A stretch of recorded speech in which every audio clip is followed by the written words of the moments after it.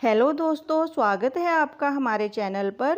दोस्तों, हम हर रोज़ अपने चैनल पर एक लेटेस्ट वीडियो अपलोड करते हैं।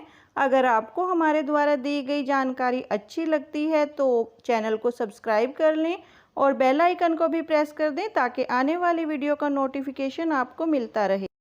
राधे राधे दोस्तों, बहुत बहुत स्वागत है आप सभी का हमारे चैनल पर। आज मैं आपको धर्मराज जी की प्राचीन कहानी सुनाने जा रही हूँ।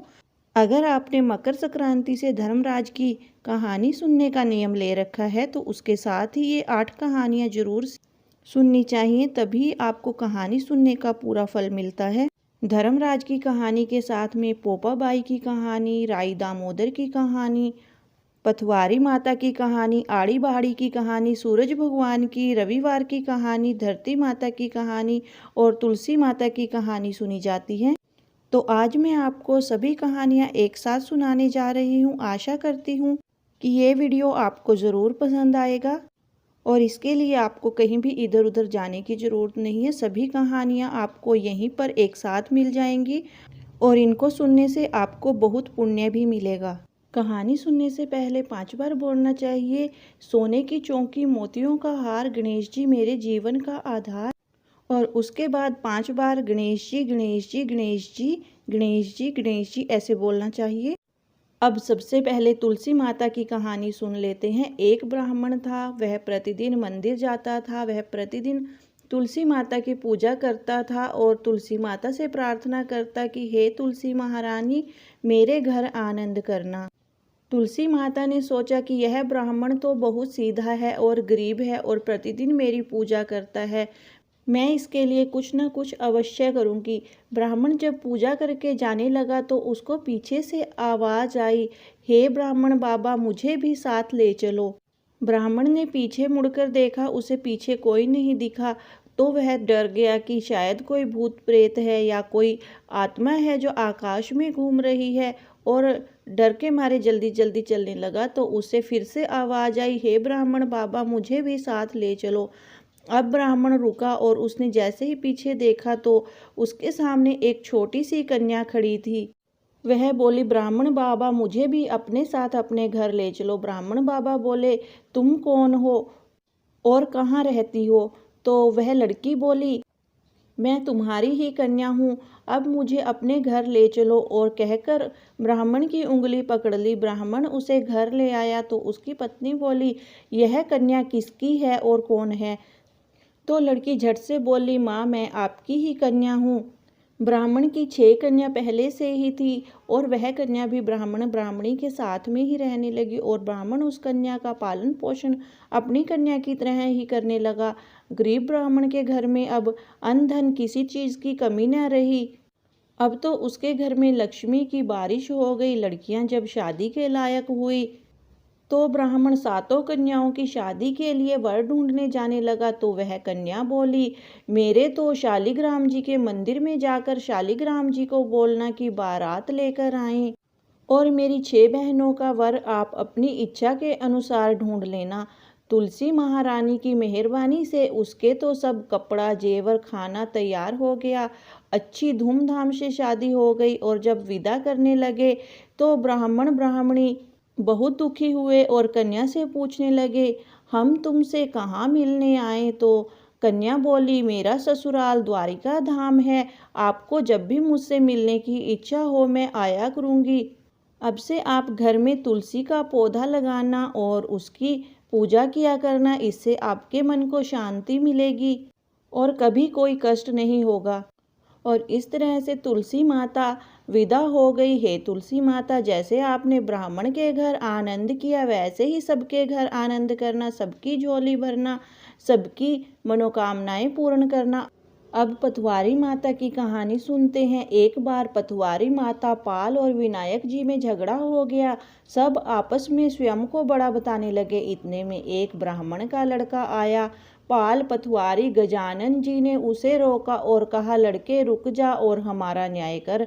लड़का बोला, मैं कल वापस आऊँगा तब न्याय करूँगा। घर आकर लड़के ने माँ से कहा, माँ, मुझे कल पाल पथवारी माता और विनायक जी का न्याय करना है। तो माँ ने कहा, बेटा सबको बड़ा बता देना, मैं तुम्हें एक युक्ति बताती हूँ। माँ ने बेटे को युक्ति बता दी। दूसरे दिन लड़का वहाँ गया और बोला, पाल माता आप बड़ी हो, क्योंकि हर व्यक्ति आता है और स्नान ध्यान करके शुद्ध होकर जाता है और आप सबकी रक्षा करती हैं। हे पटवारी माता, आप सबसे बड़ी हो, क्योंकि कितने भी तीर्थ धर्म ध्यान कर लें पर आपकी पूजा किए बिना उनका कार्य पूर्ण नहीं होता। आप जीवित को भी तारती हैं और मरने के बाद भी उद्धार करती हैं। पटवारी माता पथ की धारिणी है, इसलिए आप बड़ी हो। अब विनायक जी से लड़का बोला, सबसे पहले शुभ काम में आपको ही मनाया जाता है, आपको ध्याए बिना कोई काम सिद्ध नहीं होता, इसलिए आप बड़े हैं। पाल माता, पटवारी माता, विनायक जी भगवान लड़के की चतुराई से प्रसन्न हो गए और बोले, लड़के तुमने तो हम सबको ही बड़ा कर दिया, उसको सुखी रहने का आशीर्वाद दिया और जौ के दाने उसके अंगोछे में डाल दिए। लड़का सोचने लगा, ये तो घाटे का सौदा रहा, सारा दिन खराब कर न्याय किया और इतने से जो मिले। उदास मन से घर आकर अंगोछा एक कोने में डाल दिया। माँ ने अंगोछा उठाया तो उसमें से हीरे मोती बिखर गए। तो माँ बोली, बेटा न्याय करके क्या लाया है? बेटे ने कहा, माँ पाल माता, पटवारी माता और विनायक जी ने जो दिए हैं कोने में पड़े हैं, देख ले। माँ वहाँ गई और देखा हीरे मोती के ढेर लगे हैं। माँ अत्यधिक प्रसन्न हुई। माँ ने बेटे को बुलाया और कहा, बेटा आज तो पाल माता, पटवारी माता, विनायक जी महाराज हम पर बहुत प्रसन्न हुए हैं। माँ बेटा बहुत प्रसन्न हुए। हे भगवान, जैसा पाल माता, पटवारी माता और विनायक जी भगवान ने लड़के और उसकी माँ को दिया, वैसा ही सबको देना। कहानी सुनने वाले, कहने वाले और हुंकारा भरने वाले सभी को सुख समृद्धि और धन धान्य देना। धरती माता की कहानी प्राचीन समय की बात है। एक गांव में एक माँ और उसका बेटा बेटी रहा करते थे। माँ गरीब थी, वह मजदूरी करके अपने परिवार का पेट भरती थी। धीरे धीरे दिन गुजरते गए और बच्चे बड़े होने लगे। बेटी शादी के योग्य हो गई। तब माँ बूढ़ी हो गई। माँ ने बेटे से कहा, बेटा तेरी बहन शादी के योग्य है, इसलिए तेरे जैसा घर वर देखकर उसकी शादी करना। ऐसा बोलकर माँ तो कुछ दिनों बाद मर गई। उसका भाई गांव गांव में घूमा, लेकिन बहन के योग्य पति नहीं मिला। वह घूम घूम कर थक गया और एक दिन सोचने लगा कि मेरे जैसा तो इस दुनिया में कोई नहीं है, इसलिए मैं ही इससे शादी कर लेता हूँ। ऐसा सोचकर वह चुनरी और शादी के लिए सब सामान ले आया। तब उसकी बहन ने पूछा कि भाई तुम यह सब सामान क्यों लेकर आए हो? तब उसके भाई ने कहा कि बहन, यह सब सामान तुम्हारी शादी के लिए लेकर आया हूँ। गांव वालों ने बहन से कहा कि तुम्हारा भाई ही तुमसे शादी करने वाला है। तब बहन ने जाकर अपने भाई से पूछा कि भाई मेरी शादी किससे कर रहे हो? इस पर भाई ने कोई जवाब नहीं दिया। तब बहन समझ गई। उसने एक लोटे में जल लिया, चुनरी ली और चप्पल पहनकर जंगल की तरफ चली गई। जंगल में गाय चराने वाले ग्वालों ने उससे पूछा कि कहाँ जा रही हो?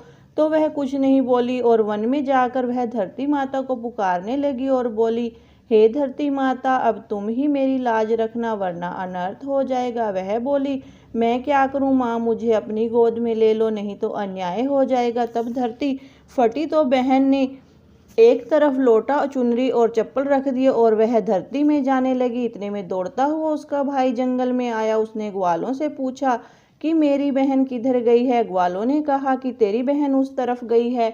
वह बहन बहन पुकारता हुआ उस तरफ दौड़ता है।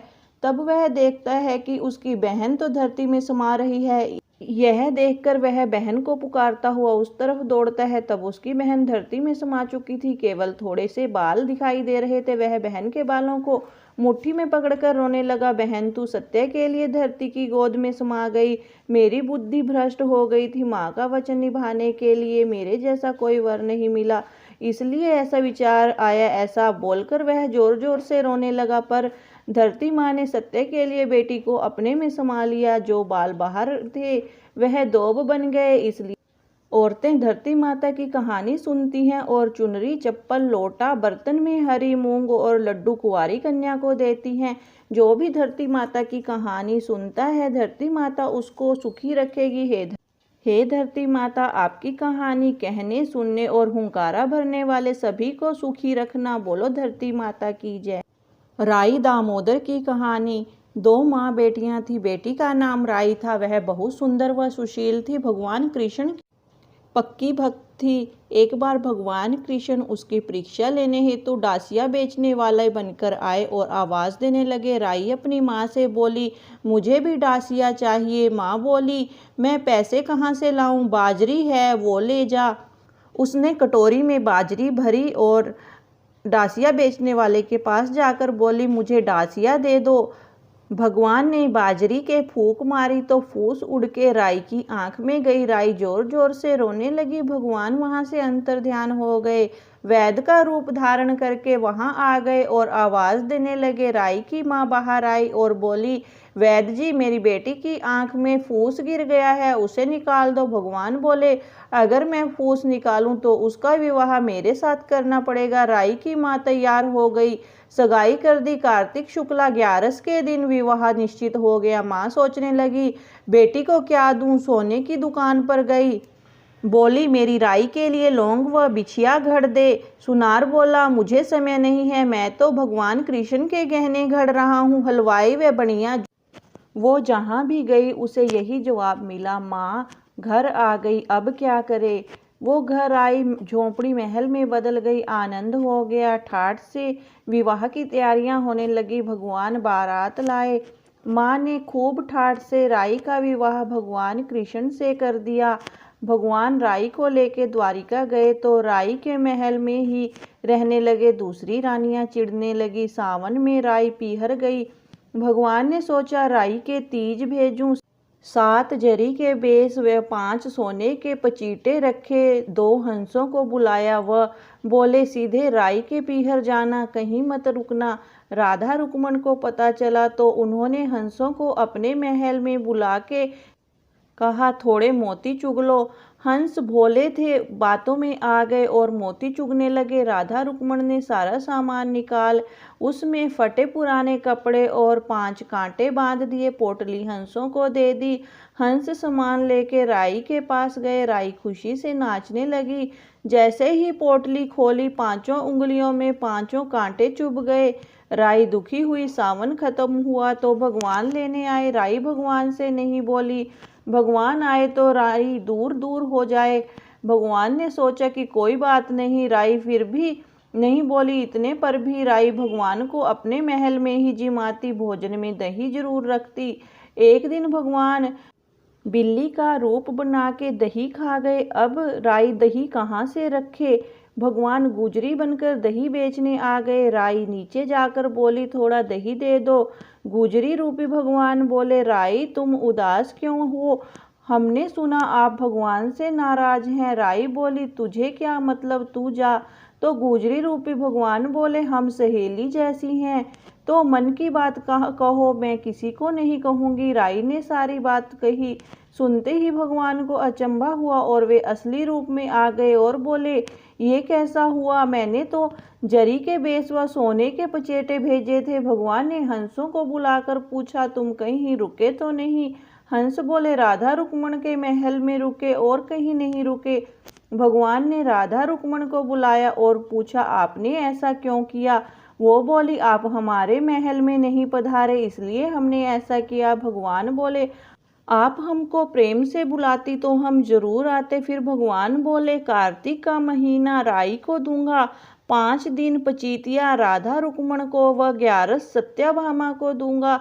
भगवान ने सबको मान दिया। हे भगवान, राधा रुक्मण राई को मान दिया, वैसा सबको देना। घटती को पूरी करो, पूरी का प्राण छोड़ो जी, भूल चूक माफ करो जी। बोलो भगवान श्री कृष्ण चंद्र की जय, राधा रुक्मण की जय। आड़ी बाड़ी की कहानी। आड़ी बाड़ी सोना की बाड़ी, जी में बैठी कान कुमारी काई मांगे 36 की करोड़ देवता की बाड़ी जी सिए काई। होवे अन होए धन होए लाज होए लक्ष्मी होवे, बिछड़िया न मेलो होए। होए निपूते ने पुत्र होए, सासू को पुरसन बहू को जीमन। उठ भाई तपसी जिम भाई लपसी, भाई को थान भाभी को मान।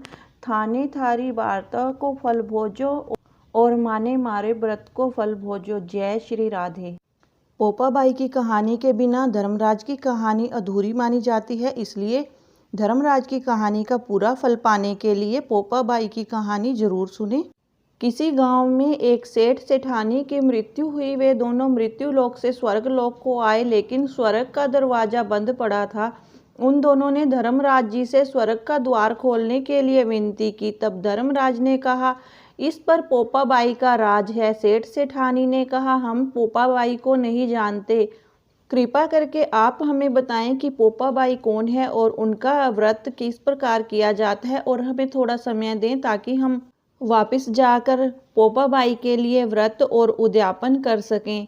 तो धर्मराज ने उन्हें पोपाबाई की कहानी और उद्यापन की विधि बताकर 7 दिनों के लिए मृत्युलोक में वापस भेज दिया। मृत्युलोक में आकर धर्मराज के कहे अनुसार सेठ सेठानी ने 7 दिनों तक 8 खोपरा से राई भरकर 5 कपड़ा ऊपर रखकर पोपाबाई की कहानी सुनी और उद्यापन किया और इस प्रकार कहा, राज है पोपाबाई का, लेखा लेगी राई राई का, बोलो पोपाबाई की जय। इस तरह सेठ सेठानी ने 7 दिनों तक पोपाबाई की कहानी सुनी और उद्यापन किया और 7 दिन बाद धर्मराज का विमान आया। सेठ सेठानी उस पर चढ़कर स्वर्गलोक के द्वार पर गए तो पोपाबाई ने उनके लिए द्वार खोल दिया और सेठ सेठानी स्वर्ग में प्रवेश कर चुके। बोलो पोपाबाई की जय। सूर्य नारायण भगवान की रविवार की कहानी। बहुत पुरानी बात है। एक गांव में एक वृद्ध महिला रहती थी जो नियमित रूप से हर रविवार के दिन सूर्योदय से पहले उठकर अपने नित्य कर्मों को पूरा कर अपने घर के आंगन को गाय के गोबर से लीपती, जिससे वह साफ रह सके। तत्पश्चात सूर्य भगवान की पूजा करती थी और साथ ही रविवार को सूर्य भगवान की कहानी सुनती थी। इस दिन वह मात्र एक बार भोजन करती और उससे पूर्व सूरज भगवान को भोग लगाती थी। सूरज भगवान उस वृद्ध महिला पर बहुत प्रसन्न थे। सूरज भगवान के प्रसन्न होने के कारण उस वृद्ध महिला को कोई कष्ट नहीं था। वह हमेशा बहुत खुशी के साथ रहती थी। इसी दौरान उसके पास वाली पड़ोसन ने देखा कि वृद्ध महिला बहुत सुखी है, मैं इतने कष्ट में हूँ, तो वह उस वृद्ध महिला से जलने लगी। उस वृद्ध महिला के पास कोई गाय न होने के कारण वह गोबर अपने पड़ोसन से लिया करती थी। एक दिन उसके पड़ोसन ने अपनी गाय को अपने घर के अंदर बांध दिया, जिससे उस वृद्ध महिला को पूजा से पहले घर के आंगन को लीपने के लिए गाय का गोबर ना मिल सका। वृद्ध महिला को सूरज भगवान की पूजा करनी थी। उस दिन रविवार था। गोबर ना मिलने के कारण वह वृद्ध महिला भूखी प्यासी रहकर सूरज भगवान की आराधना और कहानी करने लगी। उस दिन उस वृद्धा ने ना तो भोजन बनाया और ना ही भगवान को भोग लगाया और ना स्वयं खाया। इसी तरह से रात हो गई और वृद्धा ऐसे ही सो गई। सोते में उसे सूर्य भगवान ने दर्शन दिया और कहा, वृद्धा मैं तुम पर बहुत प्रसन्न हूँ, मांगो क्या मांगती हो। तो वृद्धा ने कहा कि हे सूरज भगवान, मुझे एक गाय दे दो जिससे मैं घर का आंगन लीप सकूं और आपकी पूजा और आराधना कर सकूं।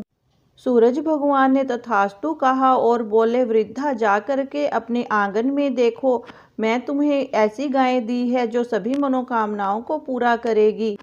वृद्धा ने भगवान का धन्यवाद किया और सुबह देखा तो उसके आंगन में गाय खड़ी थी। गाय को वृद्धा ने घर के बाहर बांध दिया, घर को गोबर से लीपकर भगवान की पूजा करी और भोग लगाया और खुद भी भोजन किया। उधर वृद्धा की पड़ोसन ने जब इतनी सुंदर गाय को बुढ़िया के दरवाजे पर बंधा देखा तो वह बड़ी अचंभित हुई। बुढ़िया की गाय सोने का गोबर देती थी। पड़ोसन ने देख लिया और उसने सोने का गोबर उठा लिया, उसके स्थान पर अपनी गाय का गोबर रख दिया। भोली बुढ़िया इस बात से अनजान थी।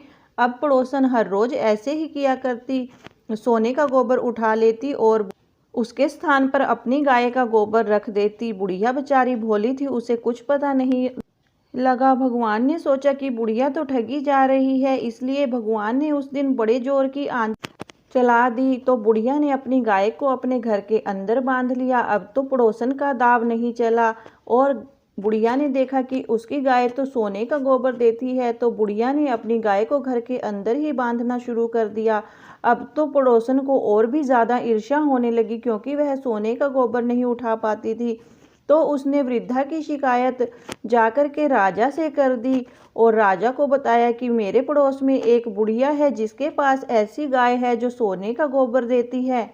वह वृद्धा इतने सोने का क्या करेगी, इसलिए आप उसकी गाय ले लो और उसके दिए गोबर से लोगों की भलाई के लिए कार्य करो। राजा को बात उचित लगी तो उन्होंने अपने सैनिकों को गाय को लेने के लिए भेज दिया। बुढ़िया अभी खाना खाने बैठी ही थी कि राजा के सैनिक आ गए और गाय को ले जाने लगे। बुढ़िया ने बहुत मना किया, लेकिन राजा के सैनिकों के सामने उसकी एक न चली। अब तो बुढ़िया बहुत दुखी हुई, रोने लगी और सूर्य भगवान से प्रार्थना करने लगी कि मेरी गाय वापस दिलवा दें।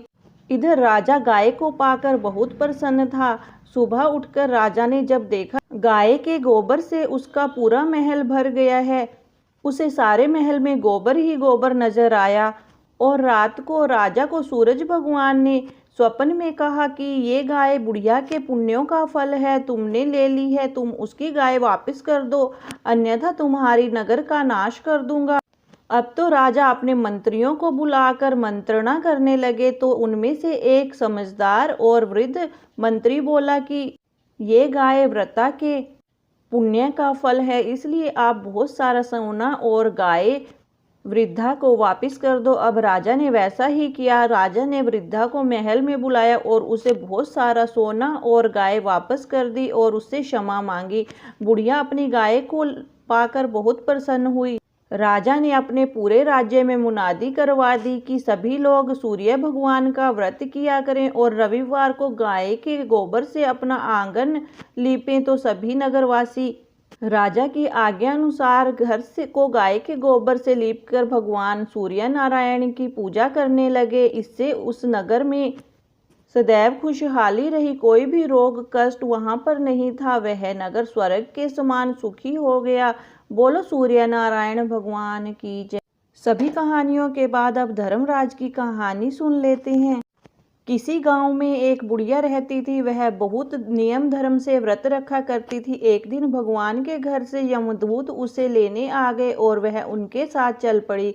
चलते चलते एक गहरी नदी आई तो यमदूत बोले कि माई, तुमने गोदान की है या नहीं। बुढ़िया ने उनकी बात सुनकर मन में श्रद्धा से गाय का ध्यान किया तो वह उनके समक्ष आ गई और बुढ़िया उस गाय की पूंछ पकड़कर नदी पार कर गई।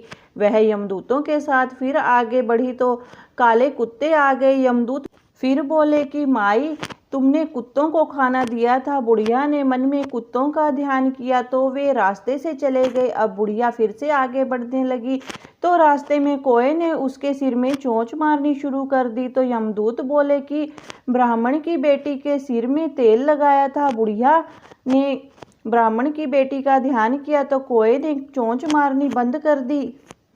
कुछ आगे बढ़ने पर बुढ़िया के पैर में कांटे चुभने लगे तो यमदूत बोले कि खड़ाऊ आदि दान की है। बुढ़िया ने उनका ध्यान किया तो खड़ाऊ उसके पैर में आ गई और बुढ़िया फिर आगे बढ़ी तो चित्रगुप्त जी ने यमराज से कहा कि आप किसे लेकर आए हो। यमराज जी बोले कि बुढ़िया ने दान पुण्य तो बहुत किए हैं, लेकिन धर्मराज जी का कुछ नहीं किया, इसलिए आगे का द्वार इसके लिए बंद है।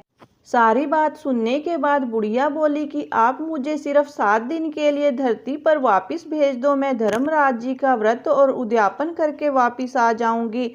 बुढ़िया माई वापस धरती पर अपने गांव आ गई और गांव वालों ने उसे भूतनी समझकर अपने दरवाजे बंद कर लिए। जब वह अपने घर गई तो उसके बहू बेटे भी दरवाजे बंद करके बैठ गए। बुढ़िया ने कहा कि मैं भूतनी नहीं हूँ, मैं तो धर्मराज जी की आज्ञा से वापस धरती पर 7 दिन के लिए आई हूँ।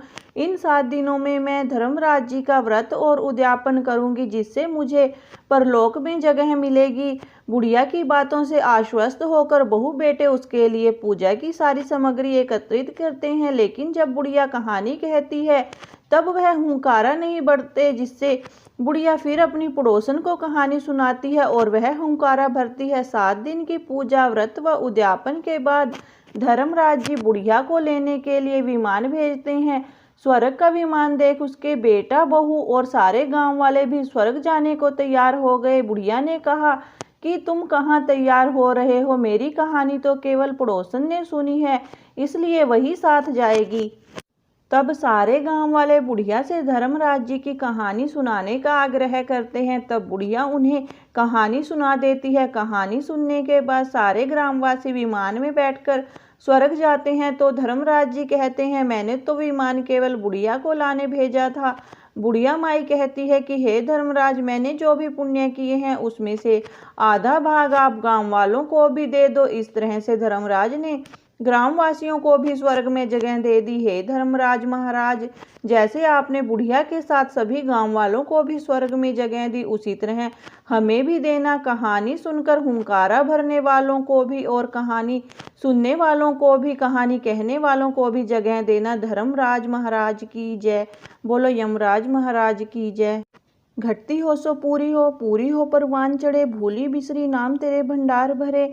बोलो श्री राधा कृष्ण भगवान की जय, सियावर रामचंद्र भगवान की जय, पवन सुत हनुमान की जय। अगर आपको ये वीडियो पसंद आई हो तो प्लीज़ चैनल को सब्सक्राइब करें और साथ ही बेल आइकन को भी प्रेस कर दें ताकि आने वाली वीडियो का नोटिफिकेशन आपको मिलता रहे।